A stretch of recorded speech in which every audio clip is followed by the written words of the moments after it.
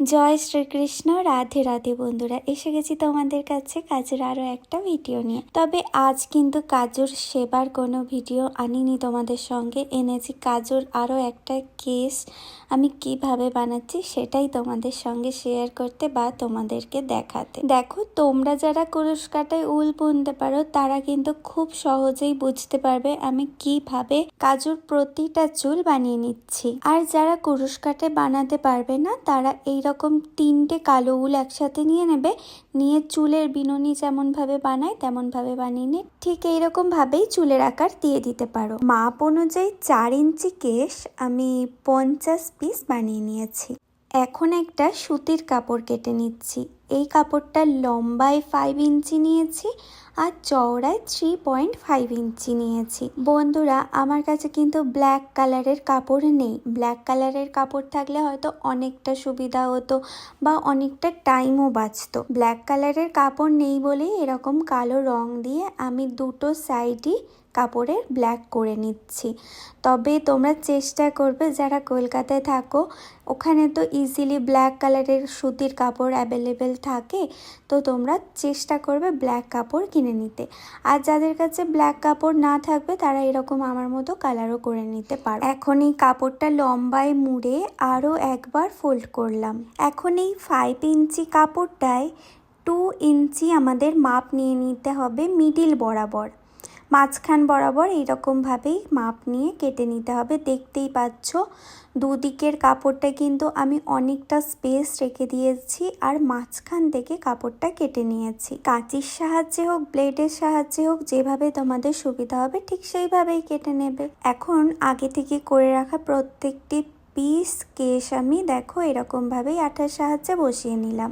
এখানে কেশগুলো আঠা দিয়ে না বসিয়ে তোমরা সেলাইও করে দিতে পারো, কিন্তু আমি যাতে একটু সময় কম হয় তার জন্য আঠা দিয়েই বসিয়ে নিলাম। এখন ঠিক কাপড়টাকে এইভাবেই উঠিয়ে পিছনের দিকে কাপড়টার সাথে নয় আঠা দিয়ে আটকে দেবে আর না হলে সেলাইও করে দিতে পারো। আমি কিন্তু কাপড়টা দেখো আঠা দিয়ে আটকে নিলাম। আর দুটো কাপড় একসাথে আটকে নেওয়ার পর কেশটা কিন্তু এইরকম দেখতে হবে। দেখে নাও, একটু ভালোভাবে দেখে শুনে সতর্কতার সহিত তোমরা কিন্তু বানিও, না হলে কিন্তু খাটুনিটাই বেকার হয়ে যাবে। আর এরপর প্রত্যেকটা কেশ আমি সেলাই করে দিলাম। একটু কষ্ট হলো, তবে সেলাই করে দিলে অনেক দিন কেশটা খুব সুন্দরভাবে থাকবে। এখন দেখো ঠিক এই রকমভাবেই দুটো অংশ একসাথে যুক্ত করে দিয়ে সাইড বরাবর এইরকমভাবে সেলাই করে দিতে হবে।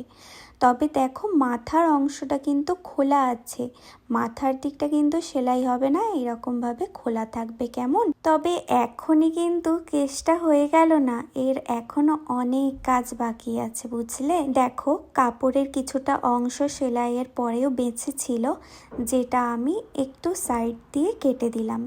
আর এর পরে কি করতে হবে বলো তো? এই নিচের অংশের কাপড়গুলো একটু ছোট্ট ছোট্ট করে সাইড করে করে কেটে দেবে। সাবধানের সঙ্গে কেটো, কেননা আমরা যে সেলাইটা করেছি সেই সেলাইটা না হলে কেটে যেতে পারে। খুব সাবধানে এরকমভাবেই ছোট্ট ছোট্ট হাতে ছোট্ট ছোট্ট করে কিন্তু কাপড়টাকে কেটে নিও। তাতে করে কি হবে বলো তো? আমরা গোপালকে যখন পরাবো এই কেসটা, তখন কিন্তু খুব সুন্দরভাবে গোপাল সোনার মাথায় কেসটা সেট হয়ে বসে পড়বে। এখন পুরো সেলাইটা হয়ে যাওয়ার পর ঠিক এইরকমভাবেই কেসটাকে উল্টে দিতে হবে। কেমন? তবে কি বলতো বন্ধুরা, এইরকমভাবে আমরা যদি নিজেরাই কেস বানাই বা সব কিছু বানাতে চেষ্টা করি, তাহলে আমাদের অনেক আইডিয়াও বাড়ে আর নানান রকম আইডিয়া দিয়ে আমরা নানান ধরনের জিনিস আরও বানাতে পারি। তো সব কেশগুলো আমি বসিয়ে দিয়েছিলাম, দুটো কেশ আমি আলাদাভাবে বাঁচিয়ে রেখেছিলাম, যাতে করে এই যে স্পেসটা দেখতে পাচ্ছ উল্টানোর পর এই স্পেসটা কিন্তু গ্যাপ রয়ে যাবে। তো তার জন্য আঠা দিয়ে কিন্তু তোমাদের এইরকমভাবে এই দুটো চুল দুটো কেশ বসিয়ে দিতে হবে। কেমন? আর এরপর এই সাইড দিয়ে দেখো এইরকমভাবে সেলাই করে দিতে হবে, তাহলে গোপালের কেস কিন্তু দেখতে আরও সুন্দর লাগবে, বুঝলে? তো আমি তো একদিকে সেলাই করে নিয়েছি, আরও একদিকে ঠিক এইরকম 3টে কেশ একসাথে ধরে সেলাই করে নিতে হবে, যেটা তোমাদেরকে আমি দেখিয়ে দিচ্ছি।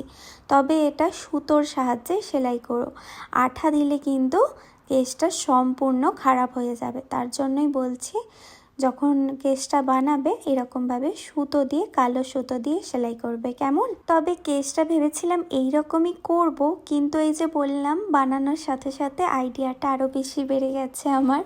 তো তার কারণে কি করলাম, আমি ভাবছি কাজের জন্য আরও একটা কেস বানিয়ে দেব। এই কেসটা আমি এমনভাবে বানাবো যাতে শিব ঠাকুরের মাথার জটা দেখেছো কখনো? তো তেমনভাবেই আমি একটু কেসটাকে বানাতে চেষ্টা করছি। তো কাজুকে যখন কোনো দিন শিব ঠাকুর সাজাবো বা শিবরাত্রির দিন আমি যাতে করে কেসটা পরাতে পারি, তার জন্যই আমি ঠিক এই রকমভাবে জটার মতো করে আমি কেসটাকে বানিয়ে নেব, কেমন? এখন দেখো ওপরে যে গ্যাপটা ছিল, এই গ্যাপটার মাপ নিয়ে আমি কিন্তু একটা কাগজ কেটে নিয়েছি। কাগজটা আঠার সাহায্যে আমি এই মাথার ওপরের খালি অংশটায় বা খোলা স্পেসটায় বসিয়ে দিলাম। এখন দেখো বন্ধুরা, একটা কেস আমি বানাচ্ছি, এই কেসটা কিন্তু ছোট ছোট করে কাটছি না, এটা যতটা দরকার ততটা একটু একটু করে বানাচ্ছি, যতটা আমাদের দরকার একসাথে বানিয়ে বানিয়ে আমি এই কেসের পুরো উপরের মাথার অংশটাই সেট করছি। কিভাবে সেট করছি তোমরা একটু দেখে নাও। তবে কি বলো তো, আমি যেভাবে বানাতে চাইছি সেইভাবে বানাতে গেলে আমাদের বেশ অনেকটা উল বুনতে হবে, যাতে করে সময়টাও কিন্তু অনেক বেশি লেগে যাবে।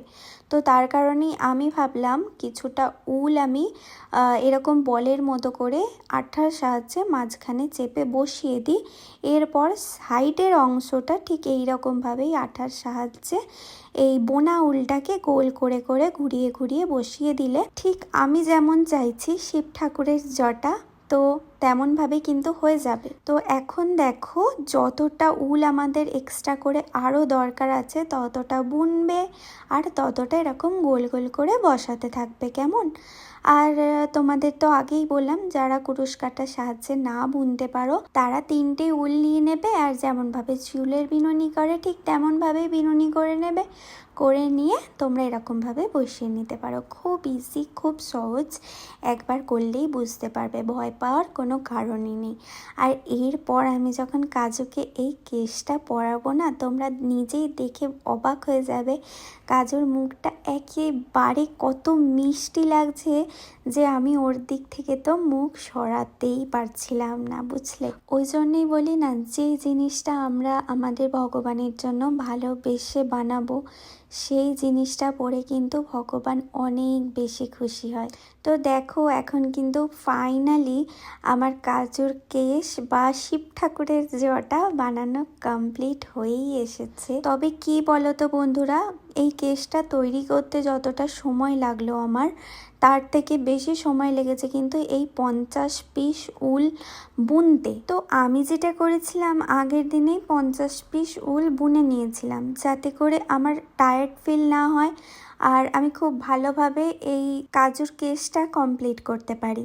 আর তার জন্যই আমার কিন্তু আজকে দেখো অনেকটা টাইম বেঁচে গেছে। আগের দিনে 50 পিস উল বানিয়ে নেওয়ার ফলে আমি কিন্তু আজকে খুব ধৈর্য দিয়ে এই সম্পূর্ণ কেসটা বানিয়ে নিতে পারলাম। তো তোমাদের যাদের প্রচণ্ড ধৈর্য তারা অবশ্যই একদিনেই কমপ্লিট করতে পারবে সম্পূর্ণ কেসটা, আমি জানি। কিন্তু আমি একদিনে পুরো কেসটা সম্পূর্ণ করতে পারতাম না, তার জন্যে কিন্তু 2 দিনে আমি পুরো কেসটাকে সম্পূর্ণ করেছি, কেমন? তবে হ্যাঁ, পরে যে আমার মাথায় আবার এরকম শিব ঠাকুরের জটা বানানোর ইচ্ছা হবে সেটা আমি সত্যিই বুঝতে পারিনি।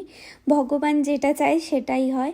তো তার জন্যে এই উলটাকে আজকেই আমি বুনে নিয়েছিলাম, আর তারপরে তো তোমরা দেখতেই পেলে কিভাবে আমি এই কেসটাকে সম্পূর্ণ করলাম।